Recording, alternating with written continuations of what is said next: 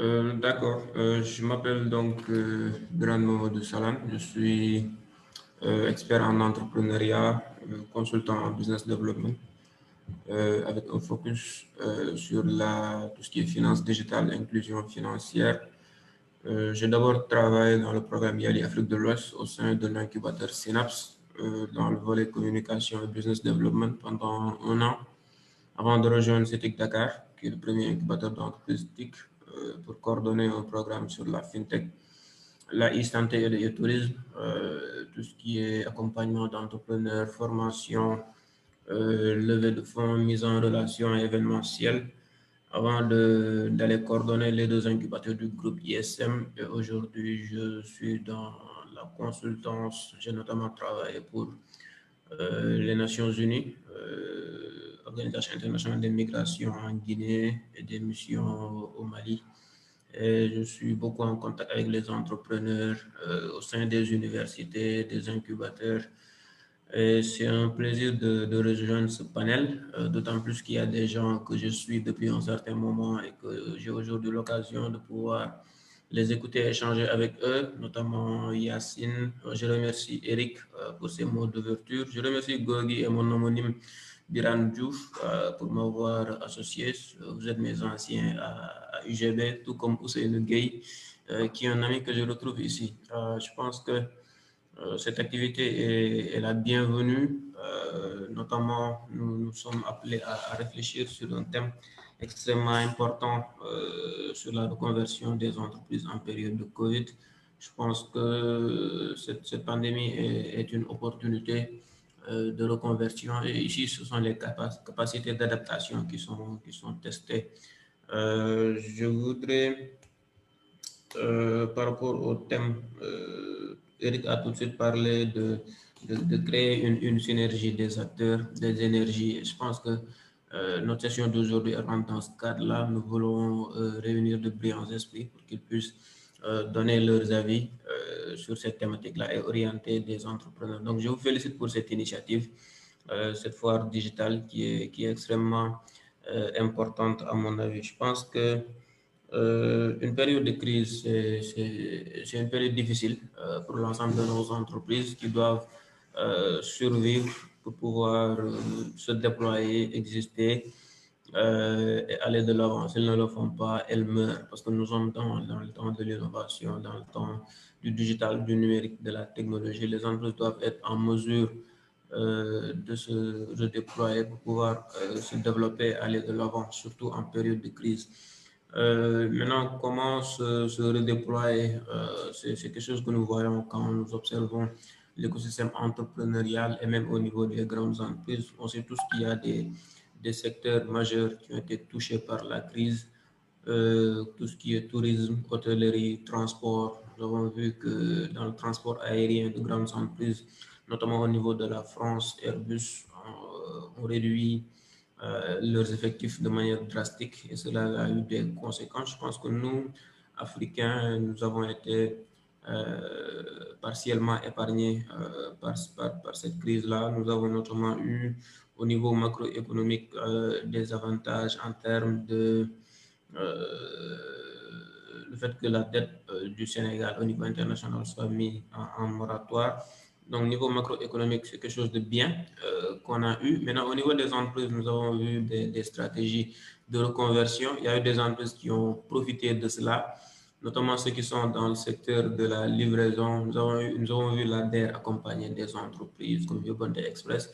Au moment du confinement, il y a eu un financement qui a été injecté dans ces entreprises-là pour leur permettre de faire de la livraison de pain à domicile. Ça, c'est un exemple typique, concret de reconversion. Donc, je pense qu'il y a ces exemples-là qui sont à donner. Nous avons vu des dynamiques extrêmement intéressantes au sein des universités en termes d'innovation. Et je voudrais beaucoup insister sur cela. Nous avons vu des dynamiques,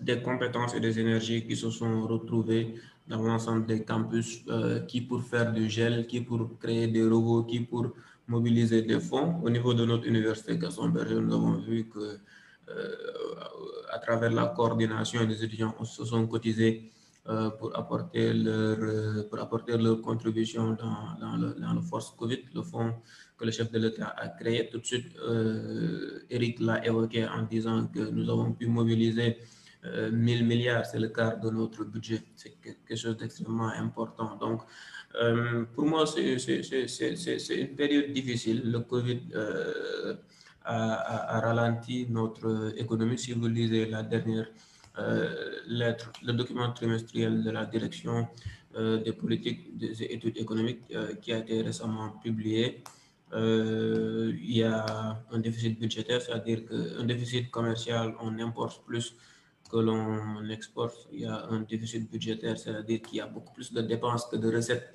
Mais la créativité de notre jeunesse, son talent et sa capacité d'innovation, c'est mis à jour, c'est mis en avant dans cette période-là extrêmement difficile, mais notre capacité d'adaptation et de reconversion, on l'a vu. Je pense que tout le monde a vu le robot que les étudiants de l'École supérieure polytechnique ont mis en place. C'est une innovation qui a été saluée. Je pense que l'initiative a été accompagnée par le système des Nations Unies.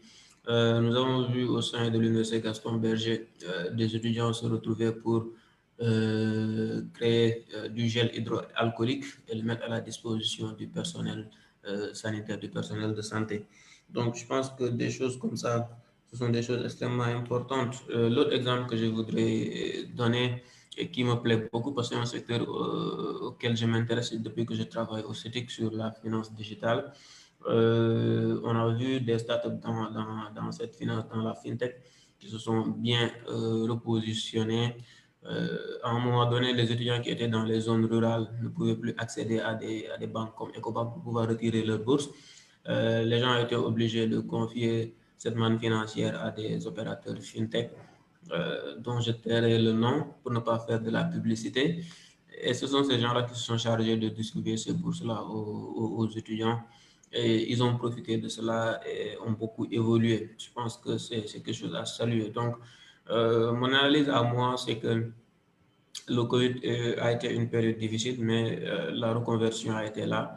Les gens ont su se repositionner, en profiter. Et à travers tous les exemples que j'ai donnés tout de suite, c'est quelque chose qu'on peut suivre, retracer, parce que nous sommes dans un continent où il y a de belles dynamiques, où il y a de la créativité, où il y a de l'ambition.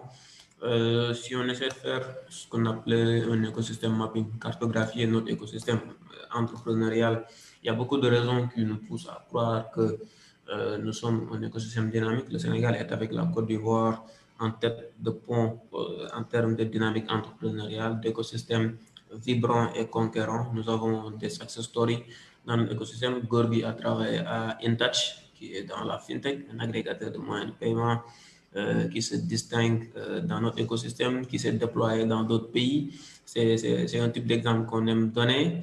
Je pense que Natango va arriver à ce niveau-là parce que dès le début, on voit qu'il y a de l'innovation. Organiser la première foire virtuelle au Sénégal, c'est quelque chose d'extrêmement important. C'est aussi une activité qui met en son cœur l'innovation. Maintenant, comment en période de crise, en période de Covid, on peut accélérer ces dynamiques-là? Je l'ai dit la semaine dernière quand je participais au débat numérique national de la jeunesse organisé par mon ami Massam Ndiaye avec sa task force. Je pense que Ousseynou Gueye également a participé dans cela. Moi, je devais intervenir sur la thématique de l'innovation. Je disais ceci, pour qu'on puisse catalyser cette dynamique d'innovation, il faut qu'on puisse créer des cadres au sein desquels les jeunes peuvent se retrouver, créer, innover, monter des projets et pouvoir les déployer. Et c'est à ce niveau-là que j'avais donné l'exemple de l'ESP.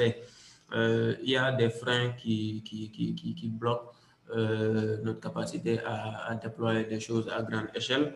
C'est notamment la connexion Internet qui n'est pas accessible partout au Sénégal. À l'ESP, ils ont pu le faire parce que je pense qu'ils ont des laboratoires, ils ont un encadrement, ils ont accès à la connexion Internet. Il suffit juste de se déplacer un peu en dehors de Dakar pour voir que ces possibilités et ces capacités-là, ces mécanismes ne sont pas à disposition de la jeunesse qui pourtant est créative, a du talent, a du potentiel.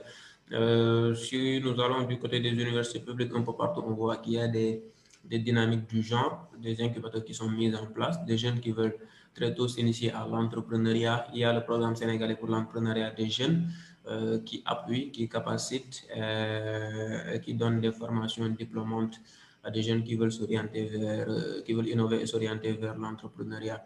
Donc, je pense qu'il faut qu'il y ait, Eric a tout de suite parlé de repenser la territorialité.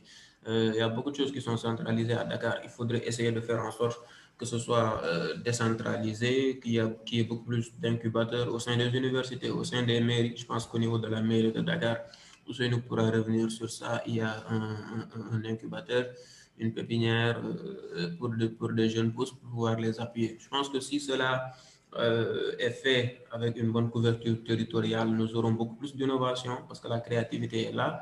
Ensuite, le second élément important dans la cartographie de l'écosystème, c'est les fonds d'investissement. Je pense qu'aujourd'hui, la DER s'érige aujourd'hui comme ce qu'on pourrait appeler un capital risqueur. C'est lui qui met en premier des fonds et après cela, on a d'autres investisseurs qui viennent mettre. On peut le voir avec notre ami Mamadou Sall, avec sa plateforme Baysedo. La DER a investi et c'est après que la DER a investi que récemment il y a eu un fonds, il a obtenu un autre investissement d'un autre acteur.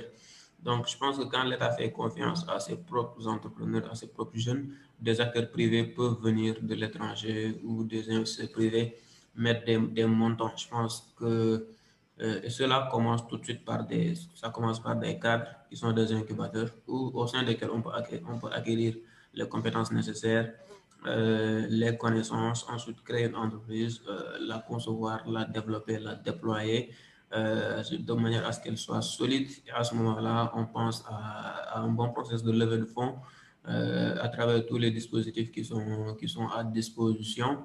Ça peut également passer par des compétitions. Je pense que Natango doit aller vers ce type d'activité-là, de l'événementiel qui regroupe des entrepreneurs qui pitchent des projets devant des investisseurs et qui peuvent lever des fonds. Je pense que c'est une piste que je donne comme ça, mais c'est quelque chose d'extrêmement important à faire. On en a besoin parce qu'il y a beaucoup de projets. Il y a beaucoup de projets. Tout le monde veut faire de l'entrepreneuriat à tous les niveaux. Les organisations internationales, Mastercard est là, la GIZ est là, tous les bailleurs sont là et initient des programmes en entrepreneuriat. Il faudrait faire en sorte. Je pense que si vous voulez bien réussir, il faut vous positionner comme un catalyseur, c'est-à-dire un centre, une structure qui puisse attirer les énergies, les compétences, organiser des événements qui puissent réunir. Je pense que la dynamique inclusive et participative, c'est un mécanisme, un dispositif qui permet d'avancer vite et de se bâtir une notoriété au sein de l'écosystème. Si vous réussissez à le faire, il n'y a aucune raison que je vois qui pourrait constituer une contrainte pour la réussite de cette activité-là. Donc, il faut aller vers cela et comprendre que l'engagement dans cette dynamique-là, c'est une question de prise de conscience de toutes les opportunités qui sont dans notre écosystème, de connaître l'ensemble des acteurs qui sont dans notre écosystème, qu'ils soient fonds d'investissement, qu'ils soient incubateurs, qu'ils soient États, qu'ils soient organisations publiques ou privées, et comment surfer sur cette vague-là et essayer de réunir l'ensemble des acteurs autour d'une dynamique qui soit une belle et bonne dynamique. Donc pour moi, il y aura un après-Covid et ça, il faut le prévoir déjà à présent. Donc, une entreprise qui veut se reconvertir, elle ne doit pas se limiter là. Qu'est-ce qu'on fait face au Covid et beaucoup d'entreprises qui ont fait des choses dans le contexte du Covid, c'est principalement innover, essayer de digitaliser surtout, de se reconvertir sur d'autres domaines. Mais après le Covid, il faut tout de suite se poser la question pour ceux qui ne l'ont pas encore fait, qu'est-ce qu'il faut faire, qu'est-ce qu'il y a à faire après. Je vois qu'on a de plus en plus de participants qui intègrent le live. Je salue l'ensemble des auditeurs et des auditrices qui nous suivent, des internautes. Donc, je disais qu'il faut penser à la période d'après Covid et de voir tout de suite en termes de stratégie et de plan d'action, qu'est-ce qu'il y a à planifier et à faire, et de garder toujours l'innovation au cœur de ce que l'on fait, parce que c'est en innovant qu'on parvient à créer de la valeur ajoutée, qu'on parvient à créer de l'impact. Une chose importante que Eric a dit, c'est de contextualiser ce qu'on fait, de créer les entreprises qui répondent à des besoins, parce que on peut aller vers une hiérarchie des besoins dans notre contexte sénégalais ou africain. Et dans cette hiérarchie-là, il y a des choses qui sont prioritaires sur d'autres. Et créer une entreprise dans notre contexte africain, c'est de penser à ces choses qui sont prioritaires. Ce dont nous avons surtout besoin en Afrique, c'est quoi? Quels sont les domaines prioritaires? Est-ce que c'est l'agriculture, la santé, l'éducation? Quand on parle de développement au Sénégal, en Afrique, c'est quoi? Et s'attaquer à ces secteurs-là dans une dynamique inclusive et participative. Il y a plusieurs mécanismes qui sont utilisés, le design thinking, etc. Ousseynou pourra, je pense, parler de cela, de comment on peut créer, imaginer, prototyper, faire de l'idéation et faire surgir des projets qui répondent à des problématiques bien déterminées. Ça peut également passer par des dispositifs comme des hackathons qu'on peut organiser, réunir des gens. Donc, je pense que il faut carrément aller vers cela en innovant, en se positionnant sur des domaines où les gens, où il y aura carrément de l'impact. Et pourquoi il y aura de l'impact? Parce que les gens en ont besoin, parce que ça répond à des besoins bien déterminés. On lance un produit sur un marché parce on l'a bien pensé, on l'a bien contextualisé. Il ne s'agit pas de répliquer des choses qu'on a vues ailleurs. Il s'agit d'aller sur le terrain, de rencontrer les acteurs, de faire des études de marché poussées, bien renseignées, bien documentées, et sur cette base-là, proposer un service qui est de la valeur ajoutée. Pour moi, c'est comme ça qu'il faut se repositionner dans cette période de crise, qui est une période de récession, mais qui est également une période de positionnement ou de repositionnement où on peut, avec une intelligence du contexte, c'est un concept extrêmement important, l'intelligence du contexte, et à partir de cela, on peut créer quelque chose qui soit utile, qui ait de l'impact et qui soit porteur de valeur ajoutée. Je pense qu'en guise préliminaire, c'est ce que j'avais à dire en vous redonnant la parole et en suivant de manière très attentive les autres interventions avant de rebondir lorsque la parole me sera redonnée. Je vous remercie.